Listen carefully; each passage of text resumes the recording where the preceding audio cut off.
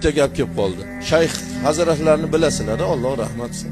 Bir yig'sonda o'tirganlarida birov endi yo ataylab hazil mazah ma'nosida yoki hazratni izza qilmoqchi bo'lgandirlar, yoki haqiqatdan ham bir boshqalarga ibrat bo'lsin deb savol qilishni bilmaymiz, ichida nima borligini savol qilgan ekanlar. Hazrat degan ekanlar. Labbay desalar, Allohning telefoni bormi debdilar.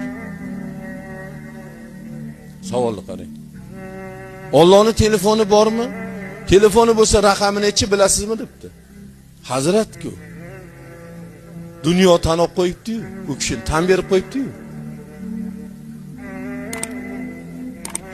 Ha, telefoni bor debdi. Nomerini bilasiz? Bilaman debdi. Yozib oling debdi.